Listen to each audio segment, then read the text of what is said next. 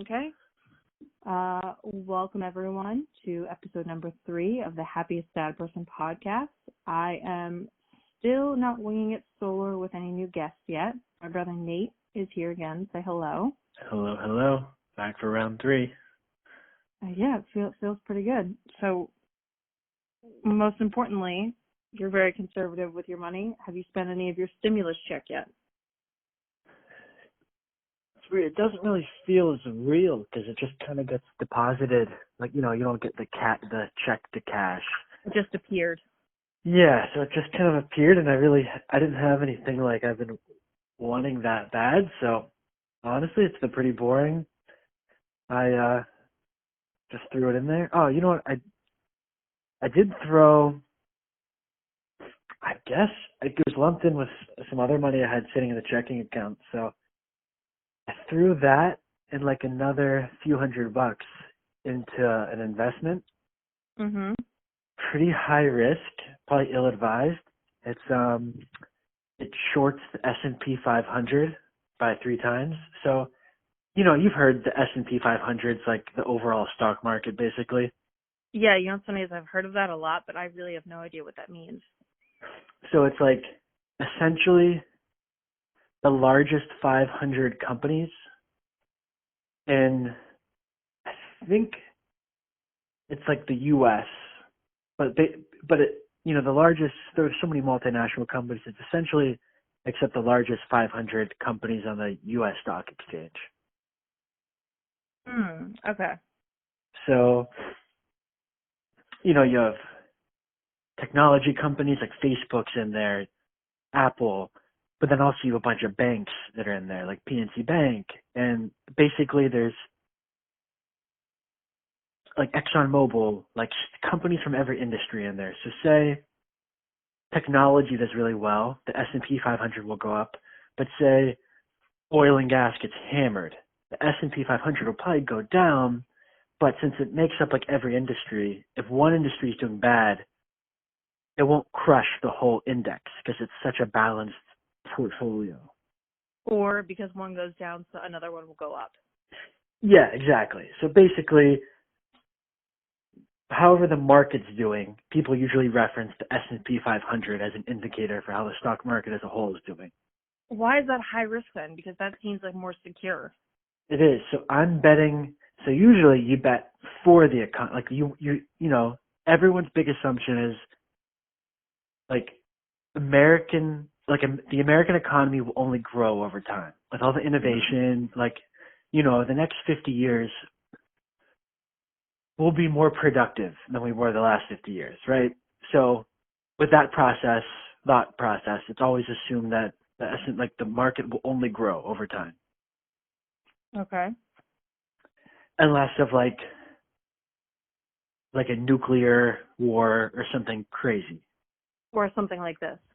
Yeah, it's something like this extended for essentially like a couple years.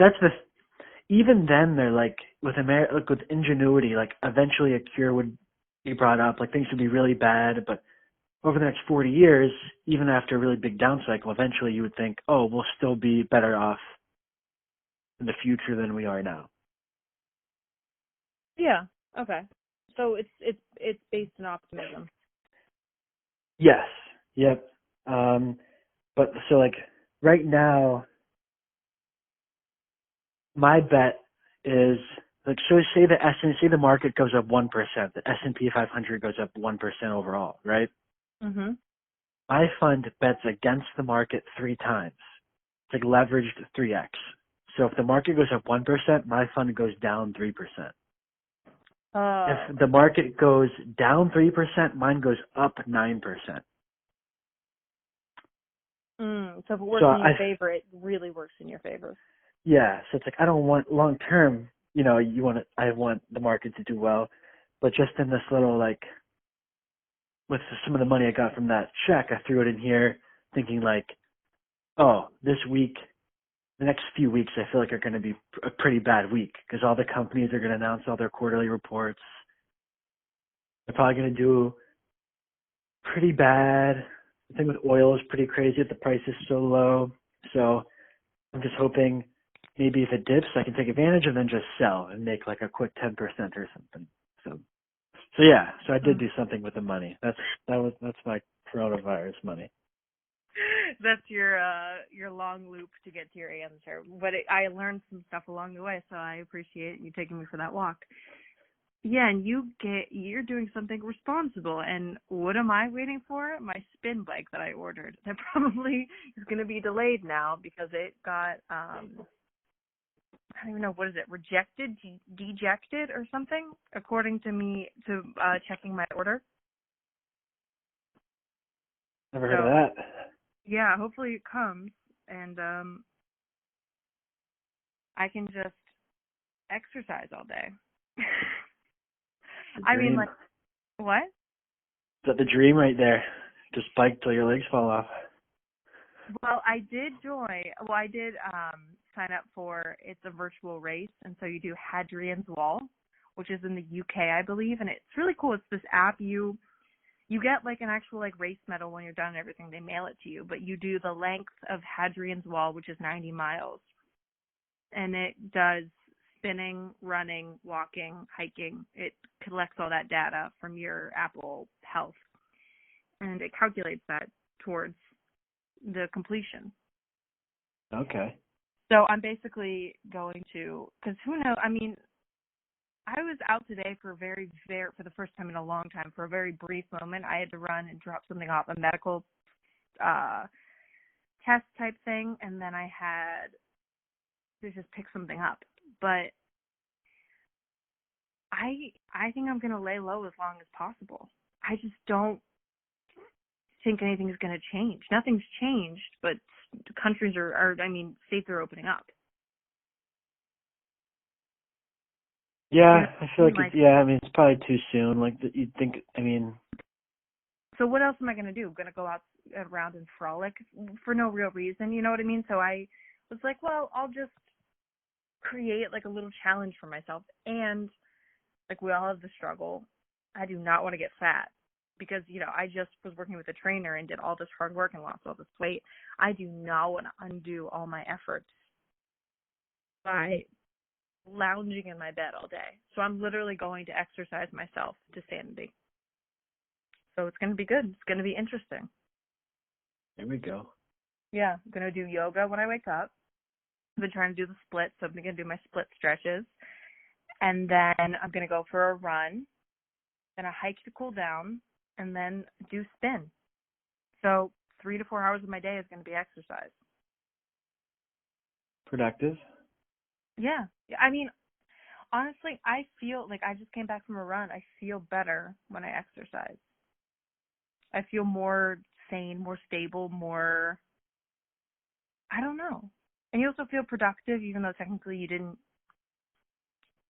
do anything of like true value except for yourself. But I don't know. I think I have a weird addiction to exercise. I realized that since I have not been, finally been able to run again. I think I have I don't know. I don't know if that's a thing, but I feel like I have it. Yeah, it's like runner's high. Well, there's like the science behind it, right? Like your endorphins or whatever that are released. Yeah. Yeah, and some people can reach it, I guess, and some people can't. I don't know what the distinction is, or like if it's genetic or just you have to put in so much work to make it enjoyable. But yeah, when you get it, you get it. I love that feeling. Yeah. So hopefully that's been in, and I will keep you updated because I know you're just waiting on your seat to hear all about my my exercise regimen. Thrilling stuff. Yep, that's what I thought. Okay, most important thing to talk about that has enraged me. The people that are protesting right now. Protesting the government's response to a virus. Have you seen this? No, like what do you mean? There have been protests around the country because the virus has kept them inside and they're mad about social distancing and they want it to stop. Well, you can't be surprised. Like, of course there's going to be crazy people. Yeah, but there's a lot of them. And some people held signs that said, let us get haircuts again. People also look for attention. I know, but why on earth would you think, let me get, the whole point of this is the social distance. And a lot of them had masks on, which was hysterical. It's like, you are mad about this, but you're not mad and, carefree enough to not wear a mask. So clearly there is some concern. I am just repulsed that this isn't even an option. Like, okay, we go back to work. You go back to work. You get sick again. Like, this isn't some political conspiracy. This isn't some, like, way to microchip you. It's a virus. It's, oh my God, some of these signs you need to see. Okay, let's hear some. Read them out. Here, I will pull up the article. You can review the power of these signs. Let's see, pulling it up. Eventually, once this podcast gets to be more successful, I'll have a young Jamie like Joe Rogan has. Yeah, there we go. Get that intern in here. Yeah, I gotta do it myself. Okay. My body, my choice, with a red X sign over a picture of a mask. Co-opting the women's movement. But technically, no one's stopping them from doing anything, right? I mean, they can roam around the city, like. Yeah, but they don't want to wear a mask. Oh, here's a good one. Don't cancel my golf season. Give me liberty or give me COVID-19.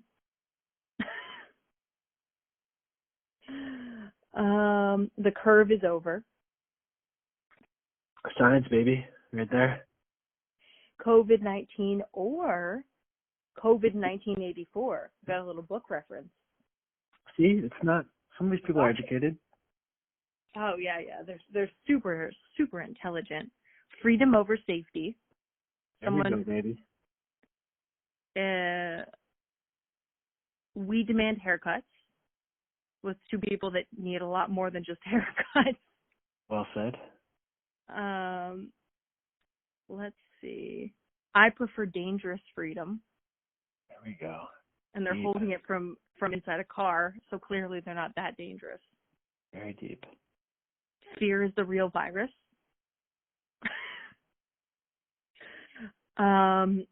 This is my favorite one because it makes no sense. Don't believe Bill Gates of hell. Say it again? Don't believe Bill Gates of hell. I'll tell you what. A lot of people think Bill Gates is like a lizard person. I never realized how many people thought he is like an evil, like, is deity. What is that? Like, that's a religious entity that people pray to. Okay, then the opposite of that. People think he's like the spawn of person? Satan. Yeah, like Satan through a human. I don't know why people hate. Like, I don't know, because he tries to maybe. Because he's a billionaire. Yeah, but I think they think like there's always gonna be those crazy conspiracists, but like he does all that stuff in Africa, trying to vaccinate a lot of the country because there's still like small areas of people that get polio in Africa, so he's trying to like eradicate that in Africa. Mm-hmm. And all these other vaccines, and people think like I might have been like an anti-vaxxer site where they thought him vaccinating all these people, he's actually like has an evil agenda to like make them sicker.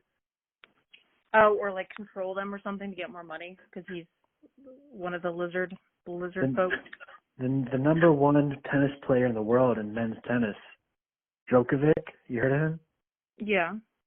He is getting bashed because it came out that he's an anti-vaxxer. Oh, I heard about that. I think it's interesting that, because a lot of these signs, like for example, one says, I will never consent to testing, tracking, or vaccines. Here's where I stand on that. Go ahead. You know, people don't give DNA, they don't do ancestry DNA because they don't want people, like they don't want their DNA being tracked. Yeah. And I get, like, people don't want their phones tracked, privacy. Like, I think it is probably, I mean, you should have your privacy. But I feel like most of these people, it's like they overestimate their own value. It's like no one cares about your DNA. No one cares about your conversations or like Joe Schmo's average bank account. I don't like, yeah, even if the government tracked you, I feel like I'd only really be worried if I was very high profile. And most of these people, it's like you're never going to be that high profile where you're like anyone cares. Like even if they have access to your stuff, you're like most of us, it's like we're just like nobodies. Like like I don't get the huge concern. Well, yeah, I think you naturally to think that you have to have a quality of self-importance, and I think people that are anti-vaxxer, for example, don't realize how often when they use Google and email, how often their information is being sold to third-party companies. Do you know what I mean? Like that's a whole other level of autonomy that they're losing that they're not realizing. And also, specifically for the vaccine thing, we haven't seen like polio and measles and like in a long time. We don't know the ramifications of those diseases because we are fortunate to have a vaccine. I think if we came in contact with it more, then we'd be more, do you know what I mean? It's almost like part of the problem is that we've done so well in taking care to get rid of it that now people don't understand the actual dangers of those diseases. Yeah, that's true. And that scares me because just because you can't see something, it doesn't mean that it can come. Like, for example, this virus, like eventually, hopefully, this will be a thing of the past. And we'll remember because we were alive and cognizant and aware during this time. But maybe. Could you be friends with an anti-vaxxer? Really cool guy. Blast to be around. Life of the party. Great to drink with. You actually have a lot of other stuff in common. Just it happens. He thinks vaccines are just complete BS. Are you asking me if I could be friends with somebody like that? Yeah. I mean, ideally, I would like to say yes, because I consider myself open-minded when it comes to friendships, and I think that that's what makes a more interesting party sometimes, is when you have a group of people that don't think alike. But it worries me because a lot of an anti-vaxxer's personality is based on the fact that they're an anti-vaxxer. You know what I mean? Part of it is... Well, I told you, I said, this is just a really fun guy, and you have a lot in common. It just so happens he's an anti-vaxxer. So it's not the forefront of his personality. I would give him a chance. I mean, I think that you can invite somebody to sort of consider their options by being friends with them and not like trying to convert them, but just showing them that there's other choices. But it would be hard. I'll be honest. It would really, you know me, I am very vocal when it comes to issues of common sense and reality and fact, and it would really grate on me. I'd have to bring it up. It might not end the friendship, but I would have to bring it up. At least once or twice. I would have to say something. Yeah, that's nice. Yep. I don't know, that sort of mentality, that like really fear-based sort of, I mean, it is baseless now because the study was rejected. That one, random study by that doctor that I think he lost his medical license too because the study was just faulty. I wish I looked it up once before. I wish I knew more about why exactly, but it's been disproven. So it scares me that the one example that anti-vaxxers are using is incorrect. It's no longer valid. And I don't know. It's for me that with all the information out there that, that's the thing that's been chosen to be the, spearheaded issue. And also that people can't, educate themselves with actual information and not think that. But I mean, so was life, Great. But I'm shocked. You have to look up some of these protests. I mean, it is just. Here's the thing. I know it's going to be a bunch of, like, people with nothing better to do, holding their signs up,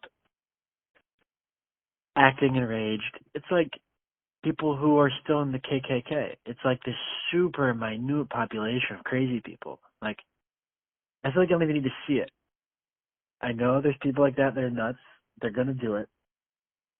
But there's a lot of them. I mean, to be. No, I don't think. I guess there is. I think I guess for this, there's a lot of people who are, like, ready to get going. But I do think it's one of those things, the squeaky wheel gets the oil. Like, the people who are, like, publicly and doing this, like, yeah, the media is going to put them, they're going to get all the media focus. And I feel like when you see it all over the media, you think, like, wow, everyone's doing this, but it's like, it's just this like, small percentage of the country of crazy people that Yeah, the it's media magnified. it's magnified. Yeah. Okay, how about this one? This is my favorite. Person in a car, face is hidden. They have a sign that says, "My body, my choice," except the H is missing from choice. #no mask. It's like, could you create someone that is like a more perfect example of like survival of the fittest and Darwinism? They're protesting, putting themselves in danger, and they spelled their sign wrong. They don't live their best life. I mean, and they made the letters like bolded, thick, so they had time to go over each and every letter and make it, colored in. So they had time to go in there and add in an H. Oh my God. And then there's another sign of a guy in a tie-dye mask giving us tie-dye lovers a bad name. And it's "Let my people go," but then -LF, "Let my people golf." What is it with old people and needing to golf? It's the one thing they have. I think you're a guy, worked your whole life, 65, 70, retired. I mean, what are you going to do all day? You realize, the first month of retirement you loved, and then you're like, whoa, I didn't know there was going to be nothing else. And then you realize all your buddies are in the same boat. They're just ripping cigars at the golf club every day, having some whiskeys, and you're like, yeah, I'm probably going to do this till I die. Then you start going 3-4 days a week, and that becomes not just a hobby, it becomes your life. Well, it becomes for better or worse. I mean, that's your thing. Yeah, it like replaces the 9 to 5. I think there's some hobbies that you do in your free time that I think golf's a very unique thing, because it's like work. You dress up, water cooler talk, have a few drinks after. Golf's the same thing. You're going to dress up. You're going to meet with some friends, just like you meet people at work. You have some drinks. You might talk about news, the market, sports. It just replaces 9 to 5. So I feel like it's just that routine that they feel weird if they're not there 5 days a week. Huh. Yeah, I guess it's, even though you want to be done with work, you don't actually want to be done with work because you need something to do. So you. Yeah. Yep. I think people who retire sometimes have a really hard time, at least in that first few years of like finding. You kind of probably feel like your purpose. It's hard to find like Something like the definitive purpose. Yeah, I mean, I can understand that. I mean, I wouldn't really want to like the, true version of retiring. To me, that sounds really boring. Even if I would be like a board member on a charity or something, that would be like still work, but not, It'd probably be boring. A week. It's for a good cause, but I feel like being a board member for that stuff would just be a lot of like. I mean, I would do more of like T's, dotting I's. Gala type thing for a charity. You know what I mean? But then you're working with all those like Karens of the world, right? like super type A, like treats this what should be fun event as like a corporate job on your back the whole time. I feel like some of the charities probably have those type of people where I mean, they take it so seriously, like any fun's just sucked right out. yeah, but I have that quality in my personality as well. But I obviously don't want to be a Karen, but I would hopefully be the person that would be in charge. It is kind of unfair. Think of like all the Karens out there. You have that, like whoever picked that name for like the joke about like Karen of the Office. It's like how Yeah. you gotta feel bad for Chads. Like the incel community has made the name Chad have this like dirty stigma. Yeah, connotation of negativity. Yeah. Have you heard of that? Like the Chad? Oh, it just sounds like really sad. Sometimes one of my favorite hobbies is to go on those incel Reddits and just read what insane things they think. Well, I was thinking, you can't tell me that you haven't thought of this. What happens if you're an incel named Chad? Like, do you have to change your name? Like, you can't. Like, you can't be an incel and Chad. Yeah. Like, I was just, what? There has to be a subreddit about that. I haven't come across one, but there has to be. I hope so. I mean, or you just aren't an incel. Like, you can't be accepted by the community. Or you have, like, a username that's not Chad, but you still are an incel, but you just never tell anyone your real name on your AOL chat that you have with other incels. Because, I mean, who else do they talk to but each other? Pretty crazy, though.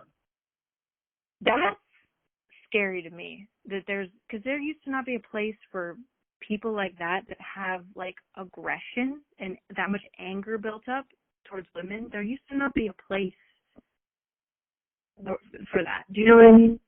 And that how they idolize Elliot Rogers, that guy that shot up the school in somewhere in Southern California because he couldn't get a girlfriend. Do you remember that? Yeah, it's crazy that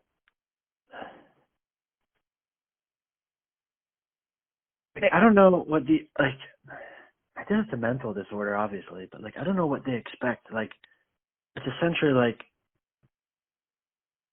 I never talk to anyone, I never leave my house, but I don't know why I can't meet a girl type thing. But it's like usually they've shown no effort.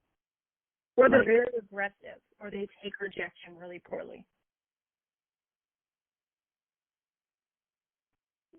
Yeah, I mean, I think it's going to be found out to be a version of, like, autism plus, like, aggression or something. Like a mild version of autism. Yeah, I'm sure there's, like, something related to that. Yeah, but have you seen the, what is it? It's like the YouTube channel Jubilee or Spectrum or something. No, nope, never heard of it.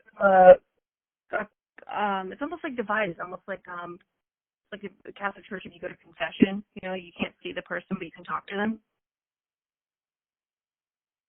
You know what I'm talking about? I know what confession is. I don't know what. But you can't see the priest. There's like a yeah. Okay, so they have that, but they have people come in without seeing them, and they ask a question to an incel. Oh, okay. See it because you're a viewer, but the person there can't be any contact between them. But it's really, you should watch the video. It's a really good video, and it's really eye opening because it's just you can tell he's just really been burned and broken, and it's somebody that's really just severely damaged and taking it out. Yeah, it's probably usually just like a sad lost soul. Yeah, you can. Oh yeah, it's called "I'm an Incel. Ask Me Anything" by Jubilee, and and everyone that asks questions, I think because you can't have a good discussion because you can't see the person and you just get one question. They had a really nice dialogue, and everyone was really compassionate. But the incel stays an incel, right? They don't change their mind. No, I mean, I don't. Yeah. No, I mean the point isn't to change anyone's mind. It's just to ask questions.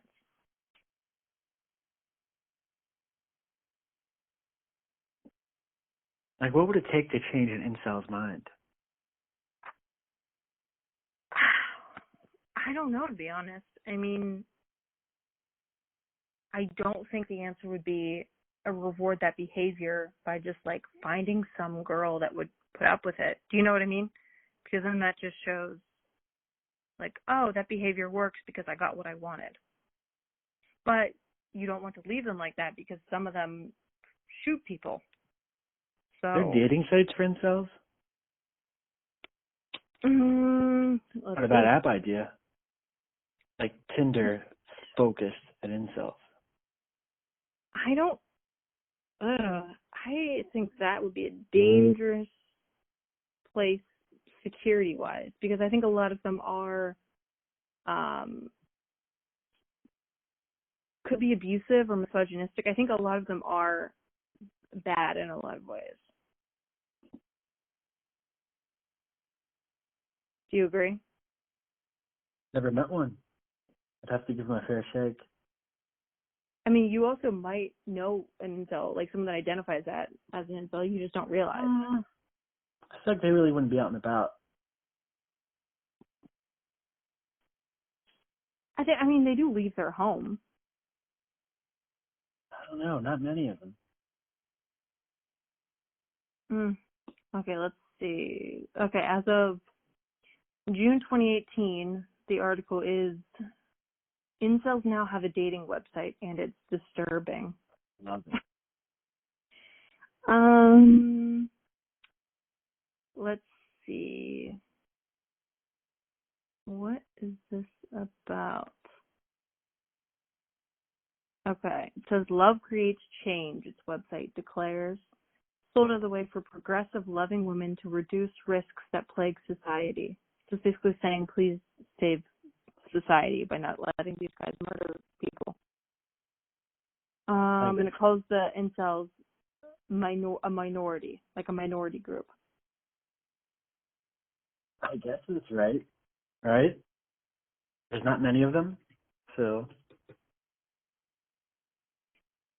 Yeah, I just don't think this is anyone's responsibility, especially some girls' responsibility. The questions are, do you identify as an incel or potential incel partner? What does true love look like to you? Tell us a little about you. What defines you as a person? What are your values? Can you be a gay incel? Maybe. I don't think so, because I think a lot of it is traditional. Like the interview with that incel, he wants essentially it to be like the 1950s again. Like it's rooted in traditionalism, at least all the ones I've seen.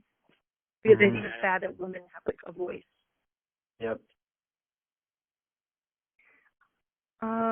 Let's see. This article says, in other words, this dating site puts responsibility on women to date these men before they kill again.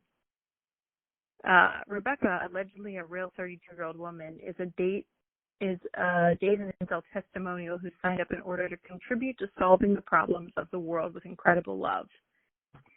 Not all heroes wear capes. She's doing it for us. Thank you. Honestly. Brad and I agreed to meet in person, she said. I knew instantly Brad was the man I loved. I knew I could help him, and that in my helping him, I would be utilizing my romantic life as a signal for greater change.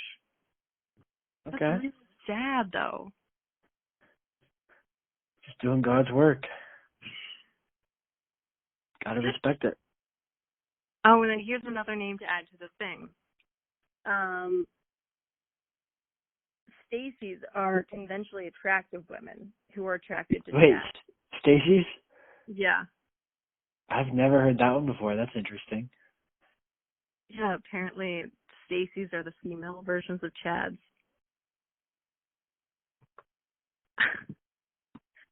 Wow. Do you think women have subgroups like incels? but are just like more quiet about it, or do you think this is only like a thing with guys? I mean, my guess is that I don't know what group of women would do this, to be honest with you. Come on, there's a ton of crazy women out there.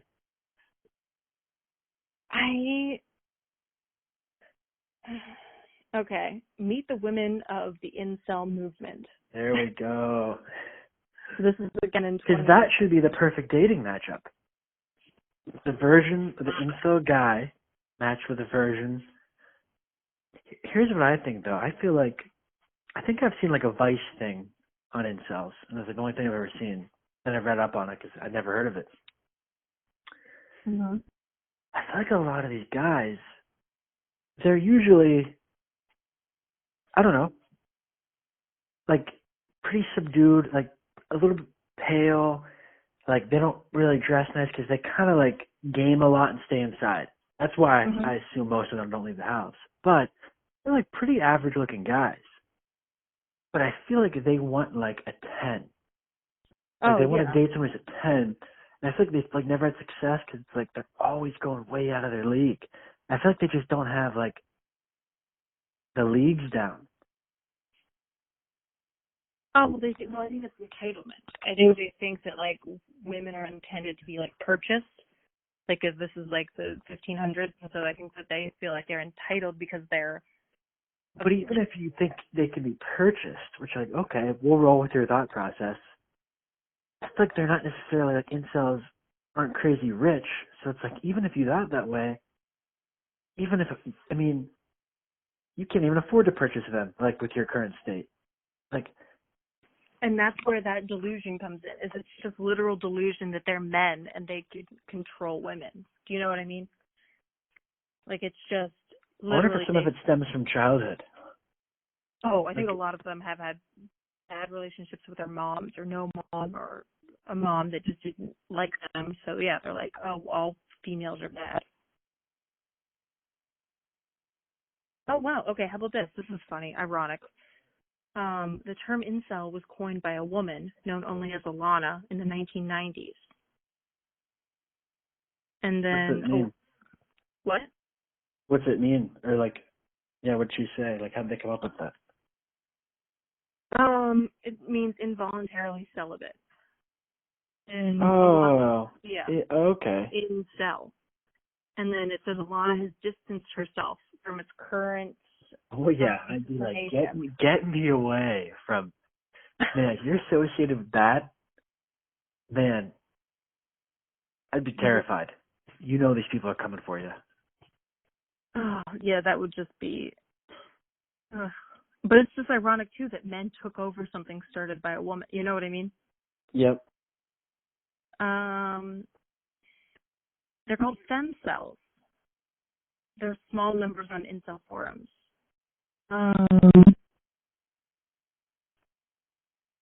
Let's see. It looks like on the subreddit r incels, there are 40,000 people in total on that Reddit subreddit.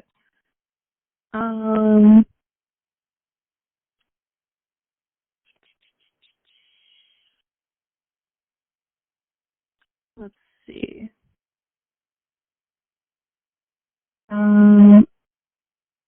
Says about these, most males don't acknowledge the fact that females can be incel, and that makes it extremely hard for me to cope. Says Rachel, someone part of the incel subreddit. I'm being rejected by both society and people who share the same struggles as me. You get warned and banned sometimes if they're a woman on the subreddit. I mean, I'm not supporting the incel community, but like, you can't possibly expect a group of like these people who publicly announce their hatred of women to accept the women into their subreddit group. No, I agree. How about this? This is the saddest. It takes great measures for a female to become an incel, she says. A female incel has to be extremely ugly or demented to be rejected by all males. I mostly interact with male incels because of the lack of women in the same situation, and also in the slight hope that I'll be able to find a partner, as normal chads would never even consider being with me. Is that like the saddest thing you've ever heard? That's the thing, though. Like, you're going for the chat. Like, I mean, She said it takes great measures. You have to be extremely ugly or demented to be rejected by all males. So it sounds like she's being rejected. I think they don't. Or she has no construct of like what her batting range is. Yeah, I mean, yeah, a lot of it's, I think, just, very socially awkward, making it almost like, making you, like, incapable of having a conversation with someone, which I guess at that point makes dating Impossible. out of the question. So then rather than confronting your own inabilities and issues, you just, like, place blame. And it's more just anger at yourself, but misplaced anger. Yeah, misdirected anger. Yeah. Wow. Yeah, I guess there are some stem cells, as they're called. Wait, what? They call themselves stem cells instead of incels. Stem cells.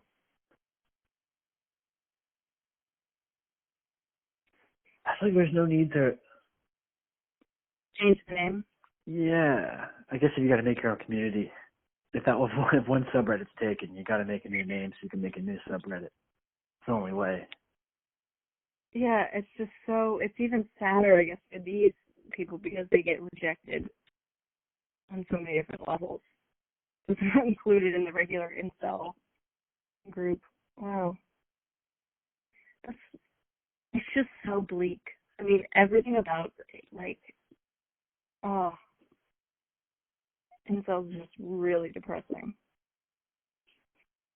How do you want to segue this?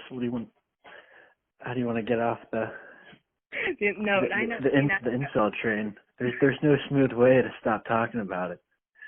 Ironically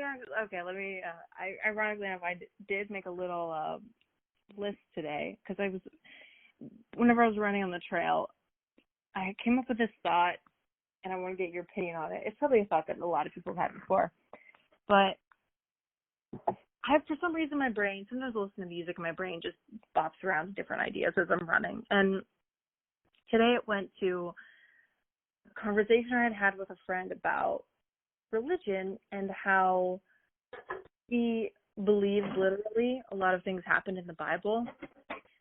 And then I was thinking, you know what? Because we get to see now with so many documentaries and things, so many cults, and we can watch at how crazy they are and how we're like, oh yeah, that's a cult. But like, was Jesus just a really good cult leader? And people weren't as well versed with cults, so it's just like, yeah, this sounds right. And we just never, like, as humans, were we just not onto cults back then? And so now it's just continued. Yeah, I mean, it's one of those things. I mean, he just hung out with 12 apostles and had hung out with the prostitutes of the town and dressed in all white with sandals and had a long beard and just, like, you know, had his own little group that followed him around. Do you know what I mean?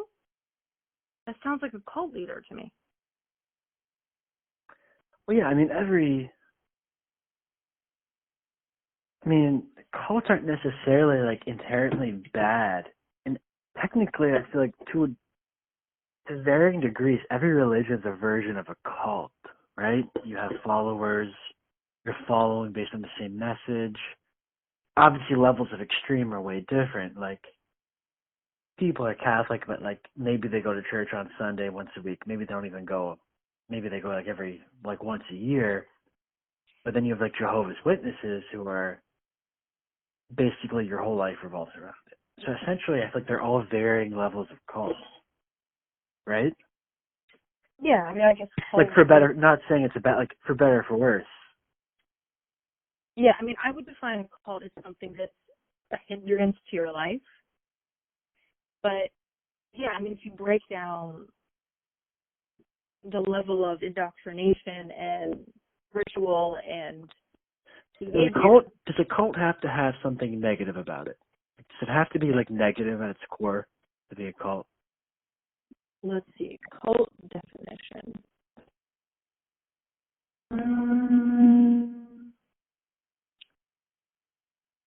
Okay, so we have two definitions: a system of religious veneration and devotion directed toward a particular figure or subject, or a relatively small group of people having religious beliefs or practices regarded by others as strange or sinister.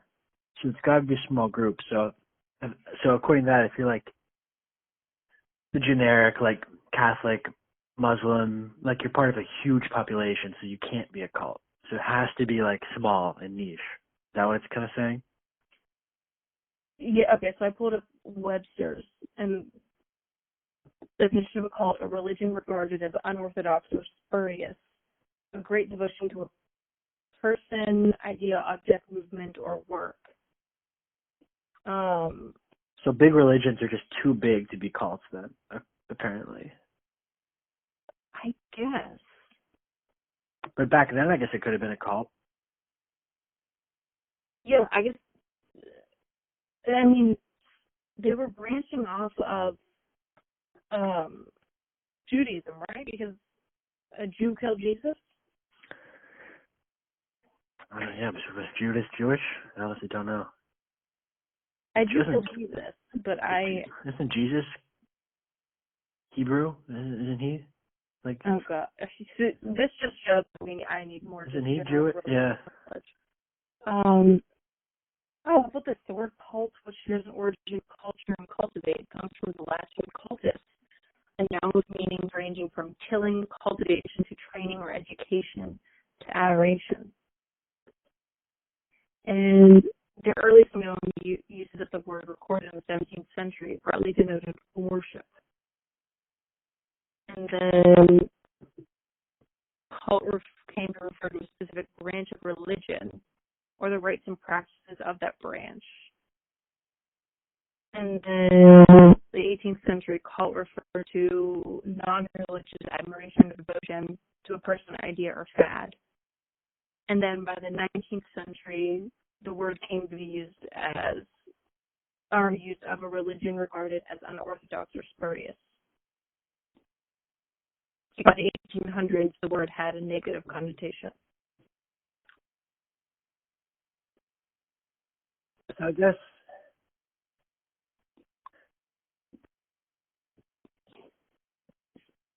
That's interesting. I guess you couldn't really call it a cult. I guess it's like. Back then, but I mean, even though the word technically wasn't there, do you know what I mean? Like, it could have been a cult. Here's the beauty of religion. You can't, if you're writing on whatever your religion is, like no one can really disprove you, but you can't really, because you don't really have proof of anything. So it's like, it's like a non-winning, not if you're trying to win, but like, it's like a debate that goes nowhere. Because if you told me like Jesus wasn't, what he did wasn't real, or the stories aren't real, all I'm going to say is, well, here are the books. No, you're going to say is, well, how do you know those aren't just fiction? And I'm going to say, because I know. And you're going to say, well, I know that you can't prove it. And then they're going to say, well, you can't prove it. And then that's it. Like, no matter what evidence, like, no matter what you have, like, it's a debate that'll forever go nowhere. Like, everyone's just going to draw that line, walk over to their side, and they're never going to cross. So, like, because it's impossible. It's like you're having an argument with no facts. Like, you're just trying to, like, it's like you just persuade someone. I just think that there should be, I don't know, more critical thinking, because I there's so many religions in the world. It's interesting that there's this certainty that, yeah, this, out of all, 4,200 or something religions, I think that's the general number, that's the correct one. It's just, it's unique because I'm always questioning my spirituality and beliefs or, lack thereof or, I just find it really telling that, there can't be any investigation as to whether, there's validity in the texts or the stories or anything like that. I guess it's more the lack of questioning that scares me because I think it shows the uncertainty of what could be fake or could be real. Not turning over a stone means that you're probably afraid of what you're going to uncover. Yeah, it's like The Matrix. Who is it? Oh, have you seen The Sopranos? No. Ralph Cifaretto. Wild guy in The Sopranos. He's like under Tony, like no one fully trusts him because he's crazy. But I was watching The Matrix and realized he's also in The Matrix with Keanu Reeves. I've also kind of like turns bad in that too. But anyway, he's eating like a steak at one point near the end. Well, I guess not a complete spoiler. Spoiler alert. Spoiler alert. But like, he's biting into it, he's eating it, but the whole thing's like you're in the Matrix, so it's like the steak's not even real. And it's like his line while like someone's playing a harp, like ignorance is bliss. And I feel like that's the whole thing with a lot of maybe like religious stances are, like you say, it's better to not question because it's like the ignorance, not that you're ignorant if you believe in a certain religion, but it like, by not questioning some of those things, it lets you just happily have confidence in what you do believe in. Yeah, well, it's security. You can sort of, if you don't investigate, you don't need to introduce doubt. I agree. I just don't think, I thought a lot about it, I just don't think ignorance is bliss. Because ignorance, no matter how you square it, is ignorance. Yeah. It's just, but I guess a lot of people would disagree, and they'd rather just be happy and, not be aware of a lot of things or, whatever they've been doing thus far has worked for them, so why change? Yep. Yeah, I guess that's where I'll always differ from people that are blindly like, yeah, this is real. I'm it just is. And to me, it just is never an appropriate answer. And I feel like you're like that too. Yeah, I mean, for the most part, I think most religion's pretty positive, actually, because it gives you, like, I don't know, like a moral compass to follow, but I feel like, yeah, who might argue that I feel like it's impossible to say if you're Muslim, you have the answers, and if you're Catholic, you have the answers, and Baptist, Methodist, I feel like everyone's just kind of hoping and Praying. just hoping, yeah, but, like, I would think, like being agnostic is more like, yeah, I mean, you want to think, something's out there, but it's like, to me, it's more believable saying, you know what, yeah, a lot of these sound great, but, like, I honestly don't know. To me, that seems like the most, like, logical Healthy standpoint, answer. and you can, like, still, like, learn about other religions and still believe in a lot of what they practice and have, like, whatever moral code, something, like, you want to pull from some of them, but it's like, how do you know? I feel like you're kind of just saying, yeah, something's out there, but, I mean, I don't know. Like, do you really know?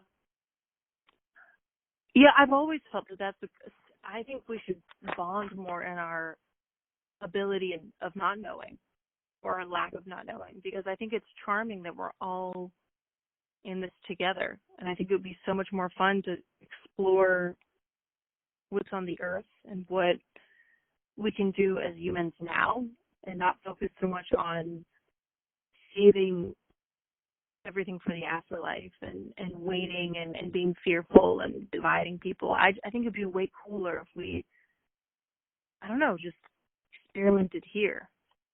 But again, most people, a lot of people don't want that. They like knowing that there are all these answers that are secured and set in stone for them. And, ever since not really adhering to a religion or to atheism even, because I was an atheist in high school, I get that feeling of uncertainty is scary and overwhelming and not the best feeling. And it's easier to just believe. Mm-hmm. But I think it's way more fun, not in my opinion. I've had way more fun not adhering to anything. Because you can just investigate, try new religious concepts, ideas, spirituality. I've really fallen into meditating and, I'm on day 25 of meditating every day, and it's been awesome. And it's, New Agey, Buddhist, Eastern-esque religious, religiosity connected to yoga, and, it's improved my life. So I think if people were more open into, taking in all religions, I think that in all cultures, I think their life would be better. Yeah. Because, white Christians haven't figured it all out. They don't know, there were a lot of things that came before will come after them. Do you know what I mean? There's so much culture and religion in this world that's, I don't know, being missed out on. Mm-hmm. So who knows, hopefully, I don't know, we'll all sort of migrate to more of private spirituality. And obviously I believe in community, but I'm personally not a big proponent of organized religion. But I think even with people breaking orders now to go to church, even that Louisiana pastor who got arrested because he held a church service, organized religion isn't going anywhere. So I think now it's more, I guess, a way to make it more open and accessible and sort of positive than what historically has been. Yeah. Makes sense. Yeah. All right. So I guess we'll have this be a thing. Let's I'll end on a sort of question, a philosophical question for you. Does that sound good? Hit me. Okay. Let's see.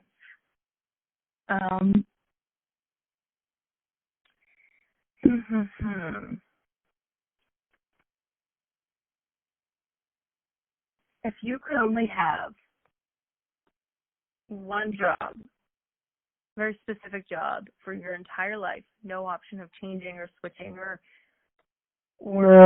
migrating, it can't be a company, I will work for Google or whatever and rise the ranks or move horizontally.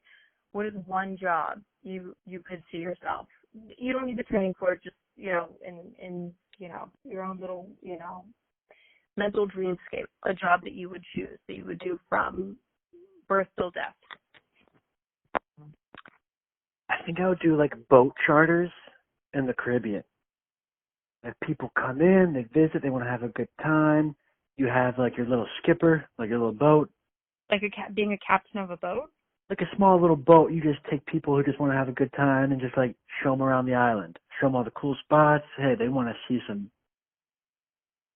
swim with sea turtles or go fishing. You just build a cooler, have them pick their beers, maybe cook out on one of the spots, and just for 4 or 5 hours, you just take different groups of 7, 8 people out, whether it's Costa Rica or whatever your little island is.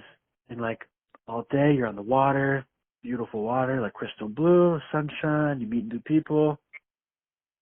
You could do that even if your body's falling apart and you're getting older, you're hitting 80, you could still do it. Requires just enough where you could do it forever, and I think it would never fully get old.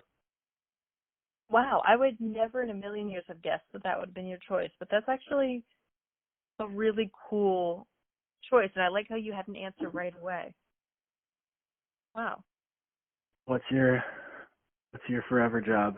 Or not job, but yeah, what are you going to do the rest of your life? In this circumstance, yeah, in the scenario. within my own parameters that I just made up. yeah, within this parameters. You know what? I'm going to pull you, and I'm going to say the first thing that came to my mind, which was to be a documentarian. Go every 6 months, do a new documentary. I feel like place, it'd be really cool, but I feel like your documentary, like, don't a lot of those take like 5-6 years? Okay, well, I don't even know how long a documentary takes. So yeah, maybe 6 months of being on the ground, a year being on the ground, and then edits and interviews, and yeah, I mean, between 1 to 5 years doing a new topic and really diving into the nuances of whatever specific thing. I think that would be the most fun. Mm-hmm. I realize too, I love being immersed in different worlds, but I get bored easily. So I feel like that's the perfect job. Yeah, you could always learn something new, and you'd meet really cool people, and you could do it no matter how old you get. Like, as long as you still have your mind, like, you could do that till you could sit in the chair 90 years old. Yeah, and it's still technically the same skill over and over again. It's framing the story, interviewing people, creating a narrative and a tone, and then creating an ending that resonates. So it's the same job over and over again. It's just a different medium. Yep. Yeah, that's wow. It's a good one. Yeah, I know it's my own question. I'm proud of myself with my own question, but I like that question. I like those answers. I don't know. I'm really happy.